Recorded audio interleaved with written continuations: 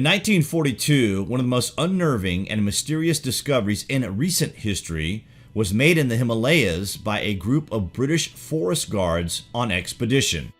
The immediate assumption in 1942 was that these were the remains of Japanese soldiers who had died of exposure while sneaking through India in World War II.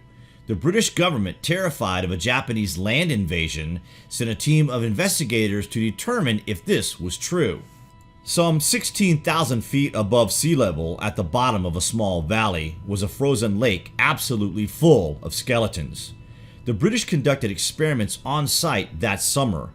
The ice melting revealed even more skeletal remains, floating in the water and lying haphazardly around the lake's edges. Something horrible had happened here, but what?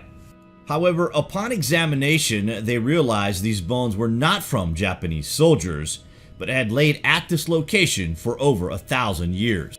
It was evident that the bones were quite old indeed, but the age was not apparent as bodily features remained preserved by the dry, cold air, and no one could properly determine exactly when they were from. Maybe clues could be found if they could figure out just what had killed over 200 people in this small valley in a remote location 1,000 years earlier. Many theories were put forth, including an epidemic, landslide, and ritual suicide. For decades, no one was able to shed light on the mystery of Skeleton Lake. However, a 2004 expedition to the site seems to have finally revealed the mystery of what caused these people's death. The answer, as you can imagine, was stranger than anyone had dared guess.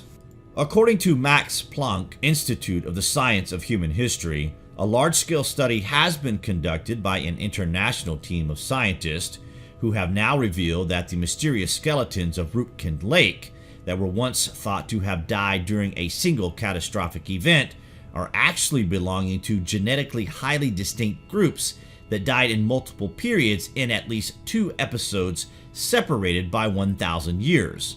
The study, published this week in Nature Communications, involved an international team of 28 researchers from institutions in India, the United States, and Europe. Senior author of the project, Niraj Raj, states, Rupkin Lake has long been subject to speculation about who these individuals were, what brought them to this place, and how they died.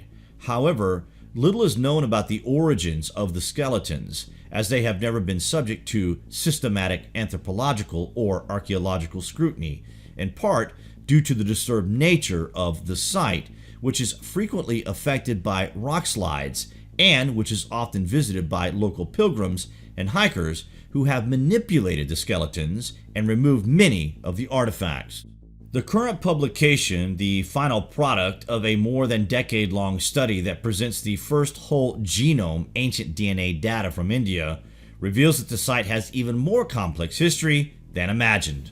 Scientists sequenced genomes from 38 skeletons, revealing surprising results.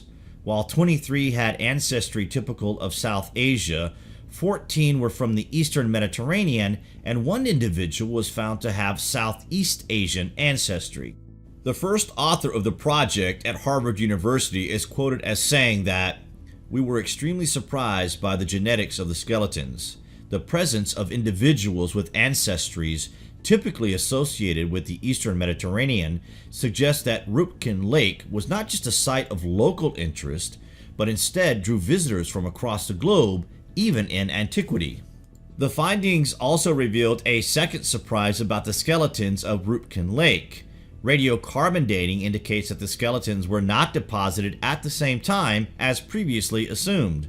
Instead, the study finds that the 2 major genetic groups were actually deposited approximately 1,000 years apart. First, during the 7th and 10th centuries CE, individuals with Indian-related ancestry died at Rupkin, possibly during several distinct events. It was not until sometime during the 17th and 20th centuries that the other 2 groups, likely composed of travelers from the Eastern Mediterranean and Southeast Asia, arrived at Rupkin Lake. This finding shows the power of radiocarbon dating, as it had previously been assumed that the skeletons at Rupkin Lake were the result of a single catastrophic event, says co-senior author Douglas J. Kennett of the University of California. So there you have it, guys. Under certain conditions and allowing time to take hold of the ages, these type of discoveries are only allowed to exist because of the entrapment of preservation. Other skulls recently unearthed in Croatia are described as alien in origin. We will post a link to those findings as well below, guys, where you can let us know what you are thinking on the matter. And as always, thank you for watching.